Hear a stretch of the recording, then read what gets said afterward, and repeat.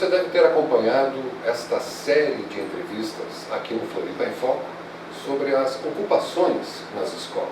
Hoje já são mais de 1.200 escolas, universidades e institutos técnicos ocupados pelos seus estudantes se manifestando contra a PEC 241, ou PEC 55, ou PEC da morte. Esse nome ela não vai perder, né? 241 era na Câmara, 55 é no Senado.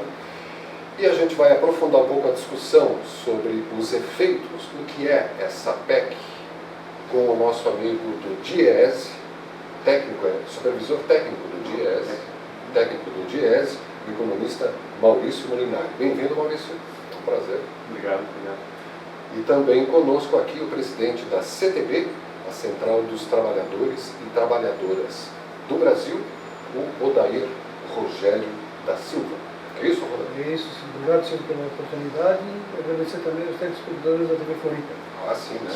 Que devem estar absorvendo isso, né, com vontade, porque é uma informação que a gente não vê nos outros meios de comunicação, é a versão que a gente procura passar aqui.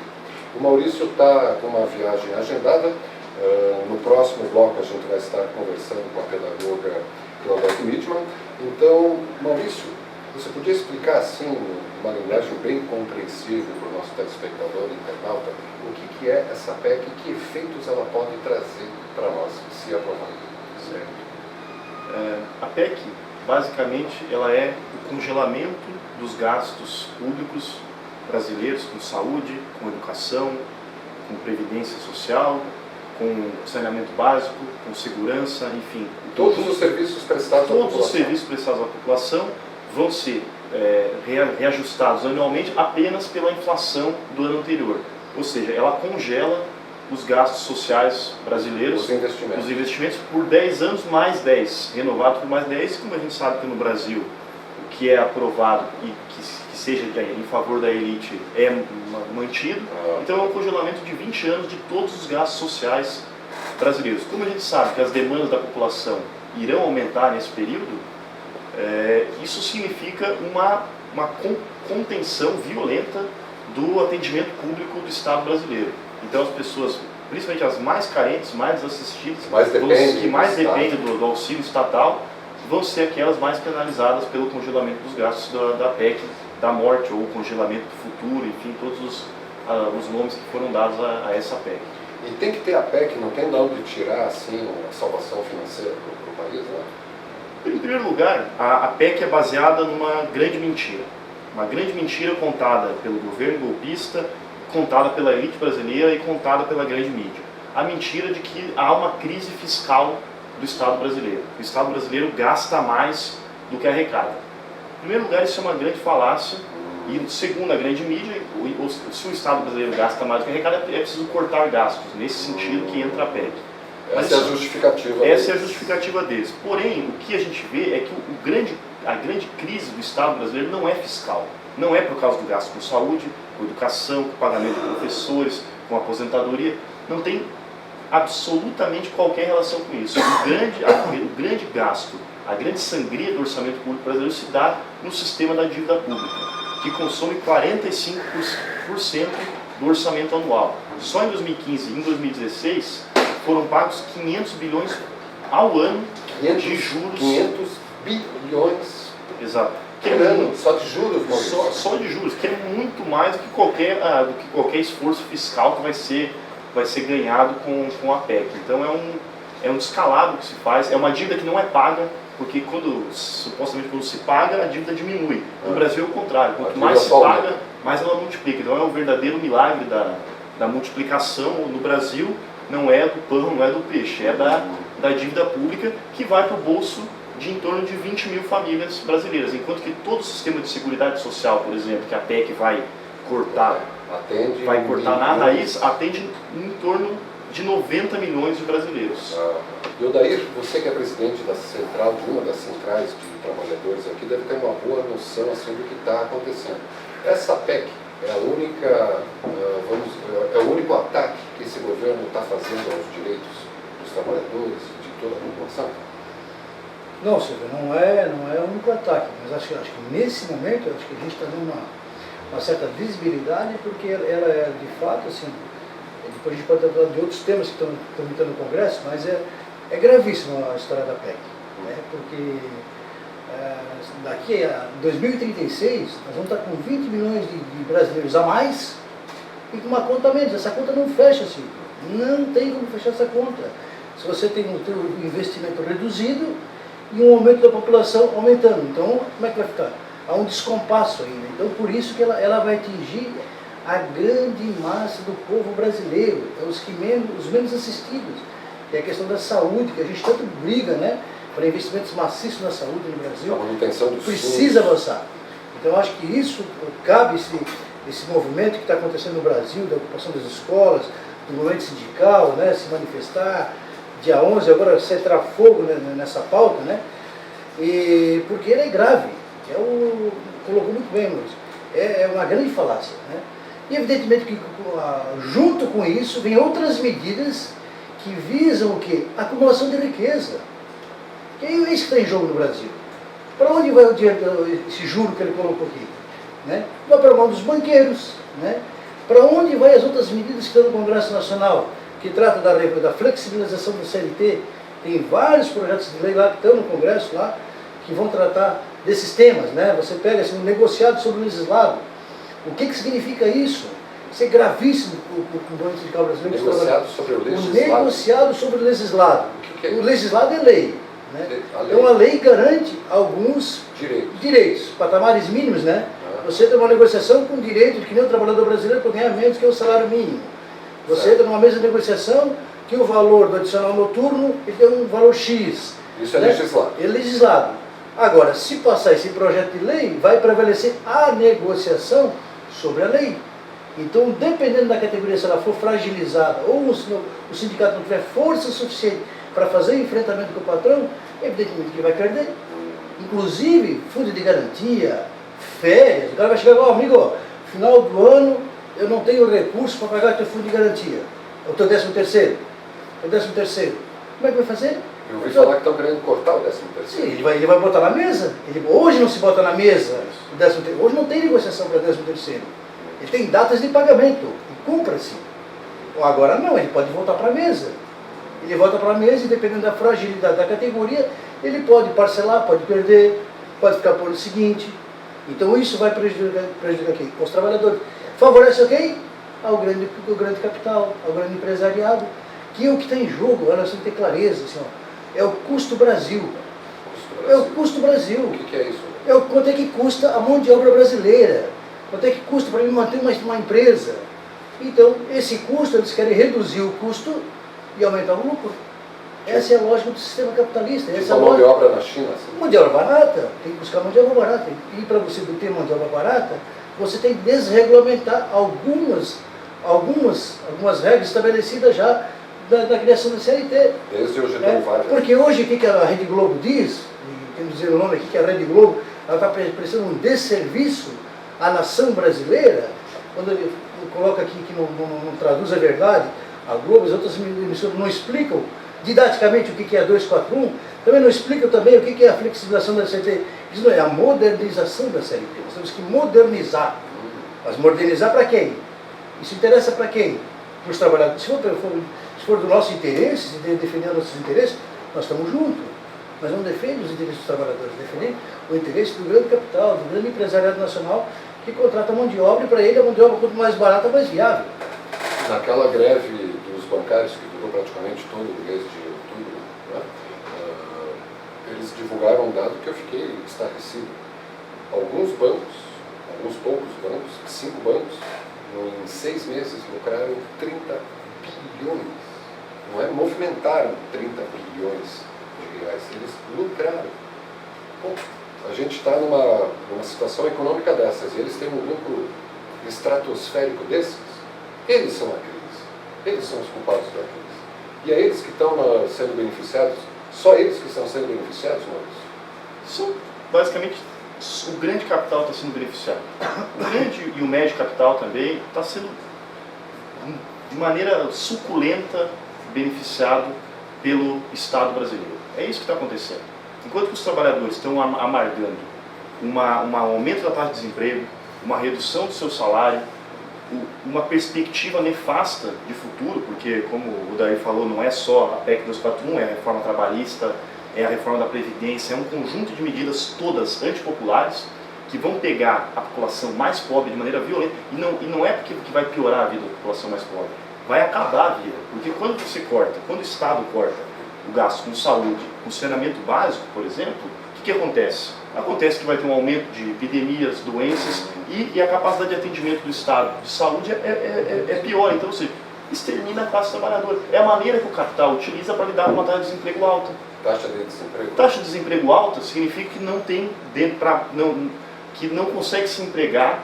Não é que não tem demanda. Tem demanda. A população brasileira não tem geladeira, a população brasileira tem um déficit habitacional gigantesco. O que não tem é a capacidade de produzir, auferindo uma taxa de lucro necessária maior do que a do capital financeiro, porque o capital financeiro, só aplicando na dívida pública, ganha lucros estratosféricos. Então, o que o capital industrial, o que o capital comercial, o que o capital latifundiário prefere fazer? Prefere aplicar na dívida pública do que produzir, porque a taxa de lucro da dívida pública é gigantesca, e o Estado brasileiro garante isso de maneira religiosa. O pagamento da dívida no Brasil é religioso, a grande mídia não toca no tema, é como se não existisse. Consome quase metade do orçamento público e simplesmente não é tocado, não se fala da dívida pública no Brasil. Metade do orçamento público? Metade, quase 45% do orçamento público anual vai para o pagamento da dívida pública, juros, amortizações e refinanciamento da dívida. Eu já vi um gráfico, 45%, e quanto a Previdência, as aposentadorias consomem do orçamento público? Todo o sistema de seguridade social, que envolve previdência, saúde, atendimento de assistência social, SUS, programas sociais, SUS, consome em torno de 20% do orçamento. Enquanto que o gasto com a dívida, com o sistema da dívida, é 45% do orçamento. Então é uma irresponsabilidade, é uma mentira, é a defesa unicamente dos seus próprios interesses que a grande mídia está fazendo, porque a grande mídia é parte do grande capital. Tem uma simbiose ali. Tem uma simbiose. Isso, primeiro porque os seus patrocinadores são membros fiéis do capital financeiro, e segundo porque a própria Rede Globo é acionista de títulos da dívida pública. Ela lucra com a dívida pública. Então, não há nenhum interesse da elite de falar desse tema. E ela, pelo contrário, ela esconde esse tema e joga nas costas do brasileiro mais pobre a ideia de que é ele que é o culpado pelo problema fiscal, que não é fiscal, que é financeiro do Estado brasileiro. Que é uma invenção da mídia. Que é uma invenção. A gente vê, Silvio, só para fechar a participação dele.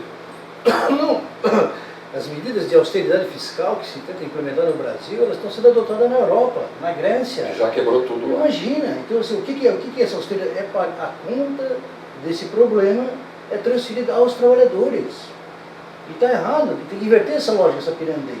Ora, se o grande capital acumula essa riqueza toda, será que não é o momento desses caras entrar, patrocinar esse problema então? Né? Taxar as grandes fortunas, o imposto progressivo, na hora, né? Auditar as dívidas, buscar esses devedores, e não é isso que se faz. Pelo contrário, é muito mais fácil aplicar medidas onde o próprio trabalhador acaba sendo anestesiado e muitas vezes manipulado pela grande mídia brasileira. Eu acho que todas as vezes. Infelizmente isso, parece que nós estamos anestesiados, né? Você falou do sistema financeiro. Olha, hoje em dia o sistema trabalha com o mínimo de trabalhadores possível. Hoje é tudo automatizado. Então o sistema financeiro desemprega, dificulta o acesso às pessoas aos serviços bancários, que não é todo mundo que domina as máquinas. Nós estamos na camada da sociedade que tem dificuldade de acessar um caixa eletrônico, reduz o atendimento presencial. Quem é que ganha com essa conta? Eles. Reduz o custo da mão de obra. Aumenta o lucro. Maurício, eu sei que você está com uma viagem marcada. Essas informações todas que você colocou, o DIEESE tem compiladas na página do DIEESE, né? Tem estudos do DIEESE, tem estudos do próprio núcleo da auditoria pública, da auditoria da dívida pública também, que fornece os dados. Dados são o que não falta. O que falta é mobilização popular para barrar esse ataque, que é o maior ataque da elite brasileira à população em geral, principalmente a mais desassistida, mas a população em geral, a população trabalhadora, desde a ditadura militar de 1964. É violento o ataque, e se não houver mobilização, se as pessoas não saírem da apatia que hoje comanda a vida brasileira, que é uma apatia produzida pelos grandes meios de comunicação, enquanto a população não se mobilizar, a gente está com um grande risco de ver o nosso futuro ameaçado. E não é à toa que os estudantes estão ocupando as escolas, porque os estudantes estão tirando aquilo que tem de mais nobre na juventude, que é o futuro. Então é isso que a elite brasileira está fazendo. Maravilha. Olha, Maurício, um prazer receber, espero poder voltar aqui com mais tempo, né? Claro. Para a gente explicar aos poucos para o telespectador internauta o que está por trás dessa falsa crise, né, como vocês estão dizendo. Obrigado aí à TV Floripa pelo convite, espero voltar aí para a gente poder debater esse tema. Imagina, conversamos aqui com o Maurício Molinari, que é diretor técnico do Departamento Intersindical de Estatística e Estudos Socioeconômicos, o DIEESE, que vai para um breve intervalo aqui nesse Floripa em Foco, e na volta vamos estar conversando com a pedagoga Claudete Mitman para continuar avaliando esses efeitos da PEC 241. Obrigado mais uma vez pela presença. Já voltamos na TV Floripa, a TV que você vê, ouve e sente a diferença.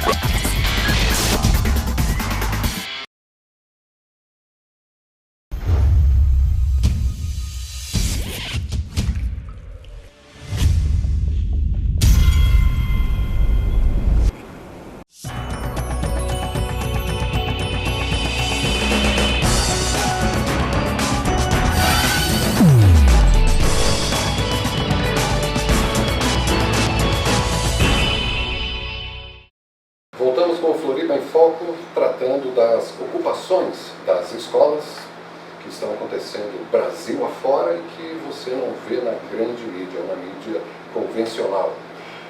Conosco agora no estúdio, além do Odair Rogério, que é o presidente da CTB de Santa Catarina, a pedagoga Claudete Mitman. Bem-vinda, professora. Obrigada, Silvio.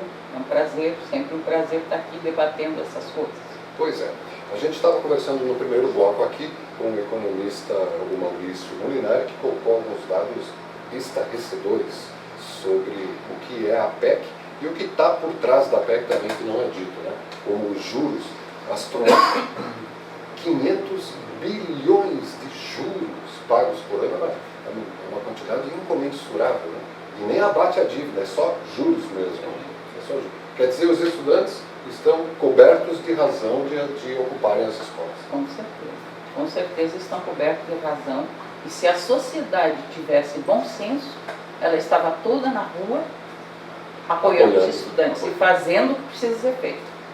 Porque ontem um menino que me chamou a atenção, ontem a gente teve audiência pública, o que me chamou a atenção na audiência pública desses jovens foi o protagonismo das mulheres, das meninas, com muita propriedade, se colocando assim de uma forma que eu, como mulher, me sinto orgulhosa e valorizada pela garra dessas meninas e pelos homossexuais, do movimento de lésbicas e homossexuais, principalmente os meninos, sabe? Teve um menino que foi falar isso e disse: eu sou negro, pobre e homossexual, ele falou. Mas ele deu um discurso assim que desconstrói totalmente a visão arcaica e preconceituosa. Então, o que ele disse que me chamou a atenção sobre essa questão da PEC?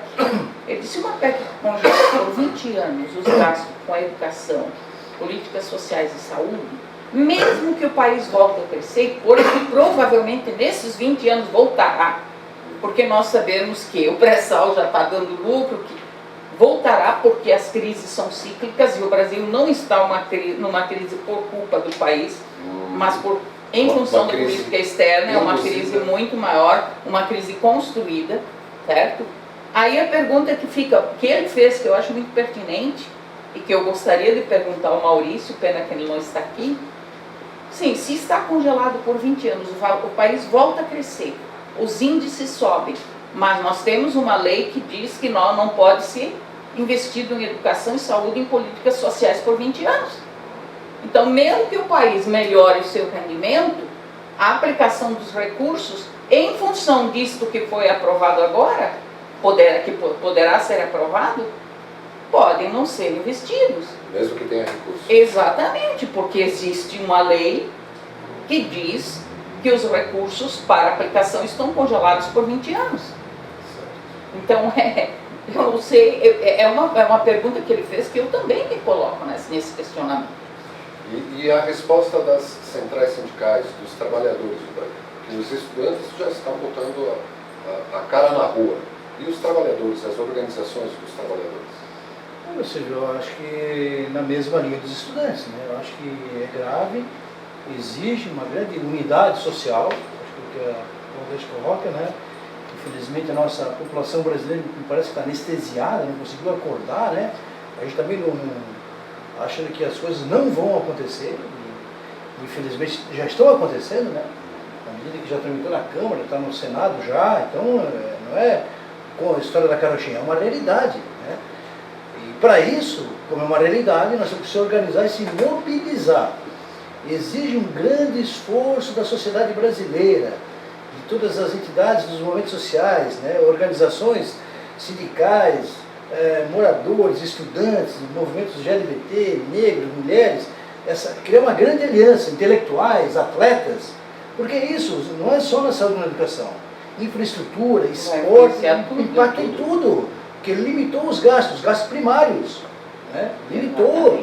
Então, assim, e tem que se envolver. E aí, para isso, a nossa expectativa é uma greve geral, porque só assim nós vamos conseguir parar aquele Congresso Nacional que, infelizmente, Silvio, reacionário. E os telespectadores da TV Floripa, é um reacionário, conservador, homofóbico, preconceituoso, infelizmente.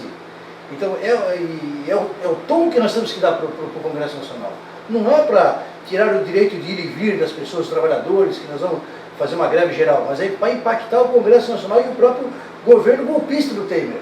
Com essa pauta neoliberal, né? As privatizações, a Petrobras agora já foi o pré-sal, que ali garantia investimentos na saúde, garantia investimentos na educação, estava previsto já 10%. Então isso precisa, essa unidade social, para a gente construir uma grande greve no país, né? E aí não é uma coisa de sindicalista, é porque é uma necessidade, Silvio. Infelizmente, aqui, o Maurício está aqui, a Claudete está aqui, pode me ajudar. Nós estamos correndo risco assim, de ter um retrocesso muito grande nos avanços sociais, né?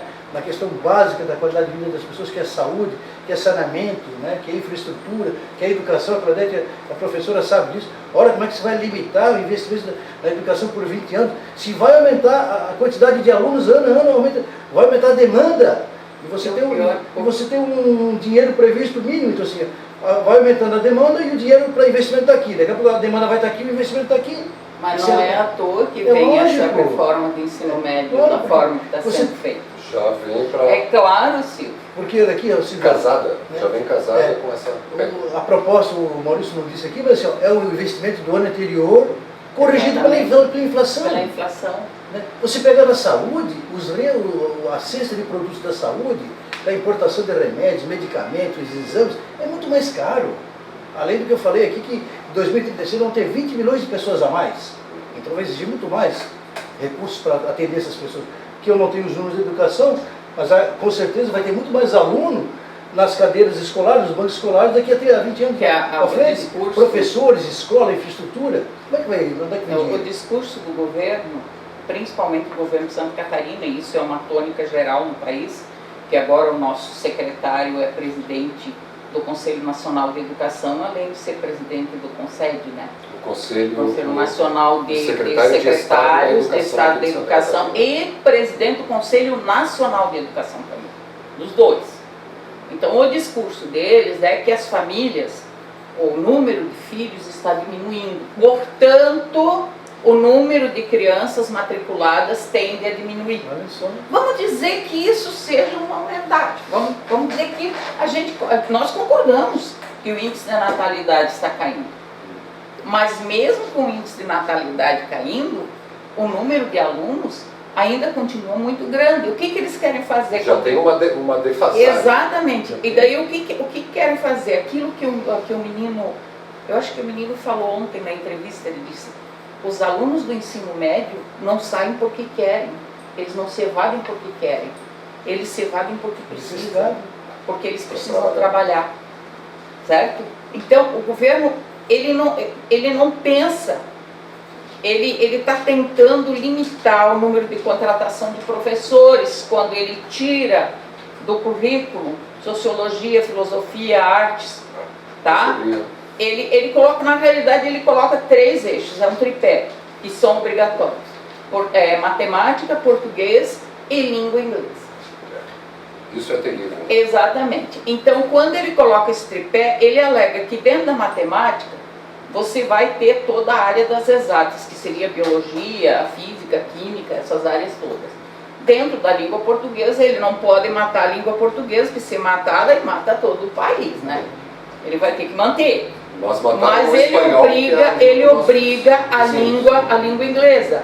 Ele não vê que o caminho que estava sendo trilhado era para se ter a língua espanhola como uma segunda língua em todo o Mercosul, para criar uma estrutura de um bloco econômico com hegemonia.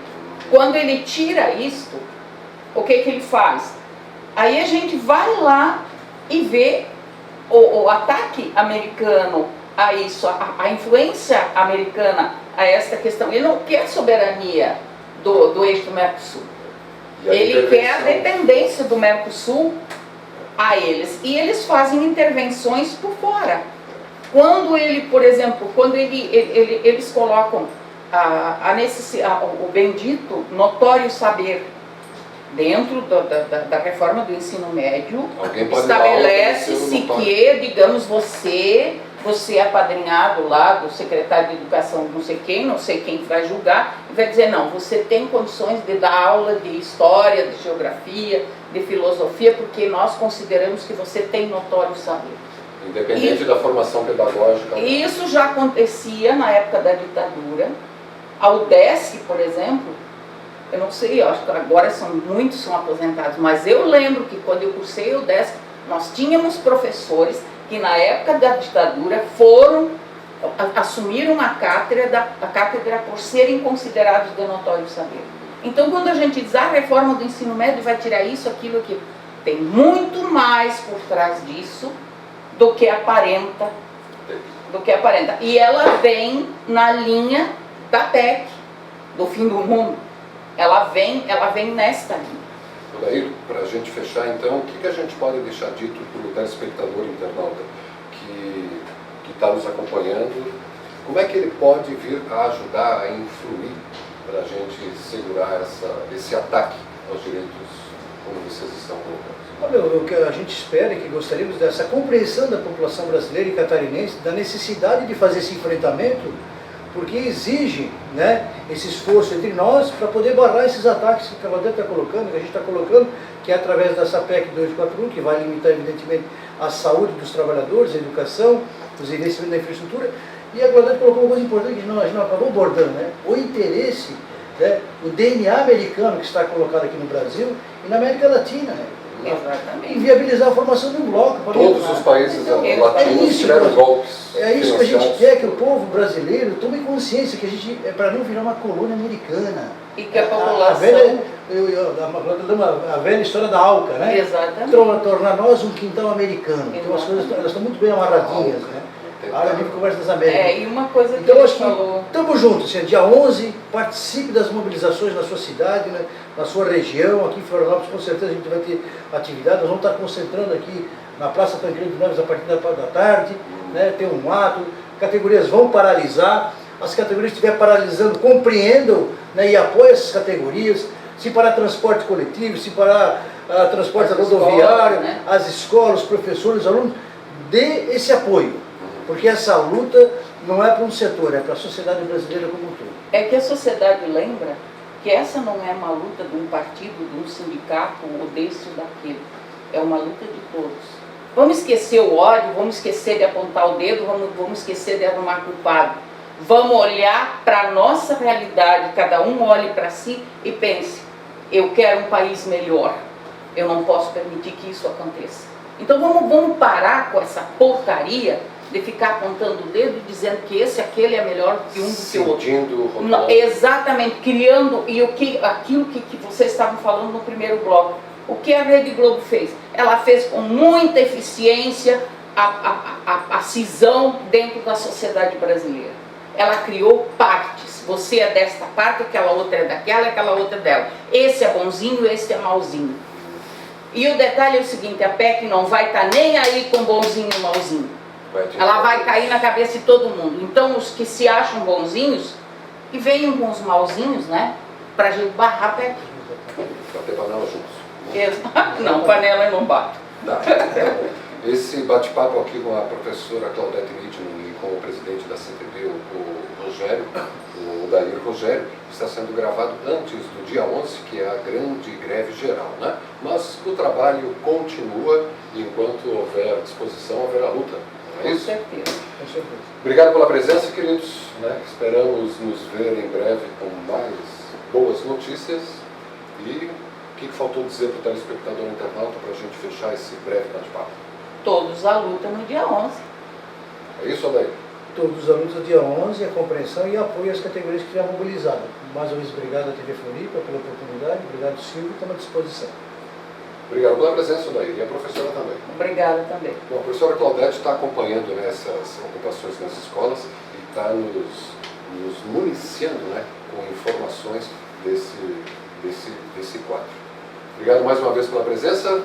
E você, telespectador internauta, pela audiência, reveja esse bate-papo daqui a pouco, a partir das 22 horas, aqui mesmo na TV Floripa. A TV que você vê, ouve e sente a diferença.